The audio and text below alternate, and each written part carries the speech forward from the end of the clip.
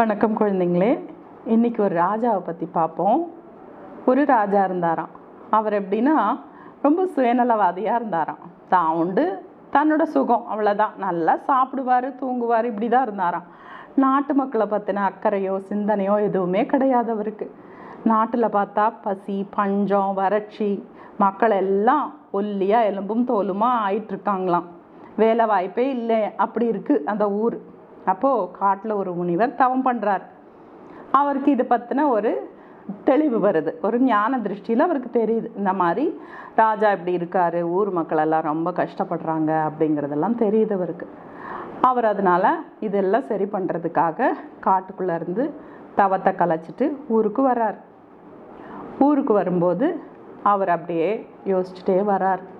ஏதோ ஒரு வீட்டை தேர்ந்தெடுக்கணும், நம்ம நம்மளோட இந்த பஞ்சத்தை மக்களோட பஞ்சத்தை போக்குறதுக்கு யாராவது ஒரு மனிதரை தேர்ந்தெடுக்கணும். அப்படிங்கும்போது அவரே கண்மூடி தியானத்தில் இருக்கும்போது அவருக்கே தெரியுது, ராமு அப்படின்னு ஒருத்தர் இருக்கார் அந்த ஊரில். ராமு எப்படிப்பட்டவர்னா, யாராவது அவங்க வீட்டு முன்னாடி போய் நின்றுட்டு பசிக்குது ஏதாவது கொடுங்க அப்படின்னு கேட்டால் அவங்க வீட்டில் எல்லாருமே கொண்டு வந்து கொடுத்துருவாங்களாம். அவங்க சாப்பிட உட்கார முன்னாடி என்ன இருக்கோ, அது நல்ல சாப்பாடோ சுடு சாப்பாடோ இல்லை பழசு கஞ்சியோ எதுவாக இருந்தாலும் அப்படியே கொண்டு வந்து கொடுத்துருவாங்களாம். அந்த மாதிரி ஒரு பரோபகாரி குடும்பம் அது. ஸோ அந்த முனிவர் இந்த ராமு வீட்டை தேர்ந்தெடுக்கிறார். ராமு வீட்டு முன்னாடி போய் நின்று, எனக்கு பசிக்குதுங்க ஏதாவது கொடுங்க அப்படின்னு கேட்குறாரு. அப்போ தான் உட்காடுறாங்க எல்லாரும் சாப்பிட்றக்கு அவங்க வீட்டில். உடனே எந்திரிச்சு எல்லாரும் அவங்கவுங்க சாப்பிட்றதுக்கு வச்சுருந்ததை கொண்டு வந்து முனிவருக்கு தர வர்றாங்க. முனிவர் ஒரே ஒரு பாத்திரத்தில் இருக்கிறத மட்டும் எடுத்து சாப்பிட்டுட்டு, நன்றி ராமு, நீ எனக்கு என் பசியை போக்குனீங்க, அதுக்கு பிரதிபலனா நான் உங்களுக்கு ஒரு இது தரேன். அது எப்படின்னா, ஒரு நல்ல ஒரு மண்பானை ஒன்று கொண்டு வாங்க பெருசாக, அதில் நான் ஒரு சில மந்திரங்கள் போட்டு தரேன், அது உங்களுக்கு பயனுள்ளதாக இருக்கும் அப்படின்னு சொன்னாராம். சரின்னு இவங்க போய் பார்த்து ஒரு மண்பானை, நல்ல பெரிய ஒரு மண்பானை எடுத்துகிட்டு கொடுத்தாங்களாம். முனிவர் அதை பார்த்துட்டு அதுக்குள்ளே ஏதோ மந்திரம் சொல்கிறார். தலையை குனிஞ்சு ஏதோ மந்திரம் சொல்கிறார். மந்திரம் சொல்லிவிட்டு ராமுகிட்ட கொடுத்துட்றாரு. கொடுத்துட்டு சொல்கிறாராம், நாளைக்கு என்ன பண்ணுங்க, எல்லாரும் குளிச்சுட்டு சாமி கும்பிட்டுட்டு இந்த பானை நிறைய தண்ணி பிடிச்சி வைங்க. தண்ணி பிடிச்சி வச்சுட்டு நீங்கள் எல்லாரும் என்ன அதில் நிறையணும் அப்படிங்கிறத மனசில் வேண்டிட்டிங்கன்னா அதே மாதிரி அந்த பானை நிறையா உங்களுக்கு நீங்கள் கேட்டது கிடைக்கும் அப்படின்னு சொல்லிட்டு போயிடுறார். அடுத்த நாள் அதே மாதிரி இவங்க எல்லாரும் குளித்து சாமி கும்பிட்டுட்டு அந்த பானையில் தண்ணி பிடிச்சி வச்சுட்டு நம்பிக்கையோட இன்றைக்கி எல்லாரும் பசியோடு இருக்காங்க ஊர் மக்கள் எல்லாம். அதனால் இந்த பானை நிறைய சாதம் வரணும், நல்ல சாப்பாடு வரணும்னு வேண்டிக்கிறாங்க. அதேமாரி சாதம் நிறைஞ்சு வந்துடுது.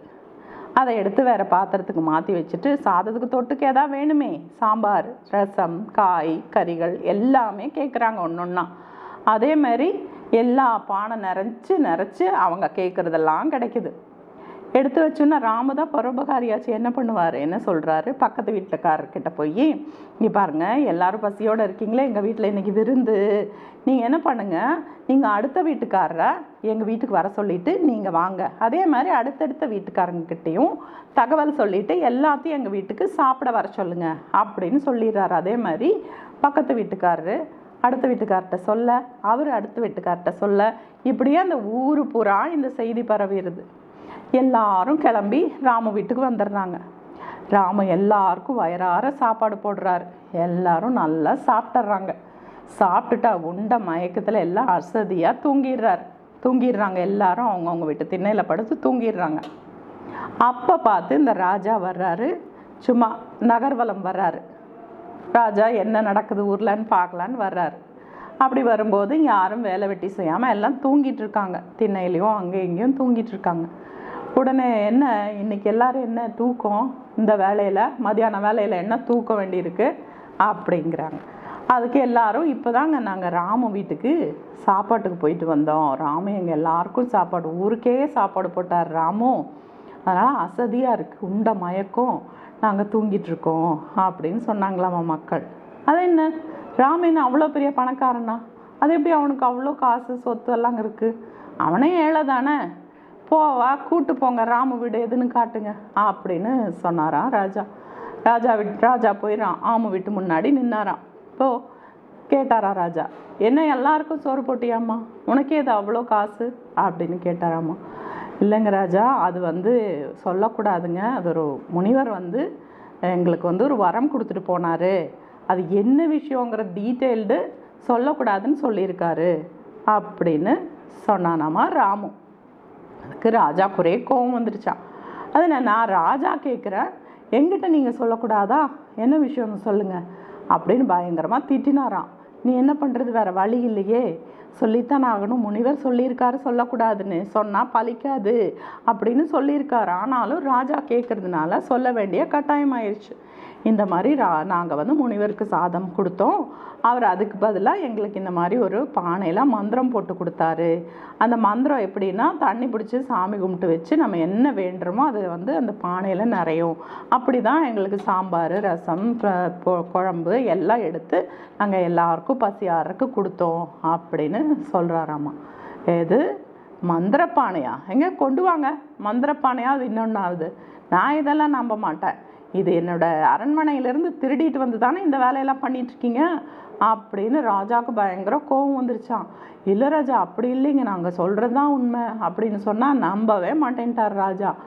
கொண்டு வந்த பானையான்னு சொல்லிட்டு கொண்டு வந்த உடனே வாங்கி போட்டு ஒரே உடைச்சிட்டாராம்மா. அவ்வளோதான், உடைச்சிட்டு அப்படியே கிளம்பி போயிட்டாராம்மா கோவமா. ராஜா அரண்மனைக்கு போயிடுறாரு. அப்புறம் அங்கே போய் சாப்பிட்றதுக்கு ஏதா கொண்டு வாங்க அப்படின்னு சொல்கிறாரு வேலையாட்கள் கிட்ட. அவங்க ஏதோ சமைச்சு கொண்டு வராங்க. சமைச்சு கொண்டு வந்து ராஜா உட்கார்றாரு. ராஜா டேபிள் மேலே வைக்கிறாங்க. இவர் இப்படியே எடுத்து வாய்க்கு கொண்டு போகும்போது அது மறைஞ்சு போயிடுது. என்னடா இது மேஜிக்காக இருக்குன்னு சொல்லிட்டு மறுபடியும் கொண்டு வர சொல்கிறாரு. மறுபடியும் போய் ஏதோ சமைச்சு எடுத்துகிட்டு வர்றாங்க. மறுபடியும் தட்டில் இருக்குது, எடுத்து இப்படி வாய்க்கு கொண்டு போகும்போது அது மறுபடியும் மறைஞ்சு போயிடுது. இதே மாதிரி ஆயிட்டுருக்குது. ராஜாவுக்கு பசி தாங்க முடியல. அப்போ தான் யோசிச்சாரோ, நம்ம வந்து இந்த முனிவர் வந்து இந்த பானையில் மந்திரிச்சு கொடுத்தாரு இல்லையா, ராமு சொன்னதை நம்ம நம்பாமல் இந்த பானையை போட்டு உடைச்சதுனால தான் இந்த மாதிரி நடந்துட்டுருக்கு அப்படின்னு ரியலைஸ் பண்ணிட்டார். உடனே என்னை ராமு வீட்டுக்கு கூட்டு போங்க அப்படின்னாராம்மா. ராமு வீட்டுக்கு போய், ராமு நான் செஞ்சது தப்பு தான், நீ வந்து நீ நல்லவன், நீ எல்லாருக்கும் நல்லது செய்யணுங்கிறதுக்காக தான் நீ அந்த மாதிரி செஞ்சுருக்க, இந்த முனிவர் சொன்னதெல்லாம் நான் நம்பாமல் போனது என்னோடய முட்டாள்தனம், தப்பு தான் நான் பண்ணது, எனக்கு ரொம்ப பசிக்குது, என்னால் எதுவுமே சாப்பிட முடியல, என்ன எடுத்துகிட்டு வாய் கொண்டு போனாலும் மாயமாக மறைஞ்சிருது, நீ தயவு செஞ்சு உங்கள் வீட்டில் ஏதாவது இருந்தால் கொடு, அதையாவது நான் சாப்பிட்றேன் அப்படின்னு கேட்டாராமா ராஜா. அதுக்கு ராம இருந்துட்டு, எங்கள் வீட்டில் ஒன்றுமே இல்லைங்க ராஜா, பழசு தான் இருக்குது அப்படின்னாராமா. பரவாயில்ல, அதாவது கொடு அப்படின்னு வாங்கி சாப்பிட்டாராமா. அதுக்கப்புறம்தான் நிம்மதியாக அவரால் பசி இல்லாமல் இருக்க முடிஞ்சுதான். அப்போ இருந்து ராஜாவுக்கு மக்களோட கஷ்டம்னா என்னன்னு நல்லா புரிய ஆரம்பிச்சிருச்சான். அதுக்கு மேலே மக்கள் எப்போ வந்தாலும் அன்னதானம் கிடைக்கும் அரண்மனையில், பசி பஞ்சம் தீர்ற வரைக்கும் தன்னோட கஜானாவில் இருக்கிற நெல்மணிகள் எல்லாத்தையும் வச்சு எல்லாருக்கும் பசியார உணவு போட்டாராம்மா. அப்போ இருந்து நாடு செல்வம் சிறப்புமாக இருந்துதான். பிடிச்சிருக்கா? இன்னொரு கதையோடு பார்க்கலாம். நன்றி குழந்தைங்களே.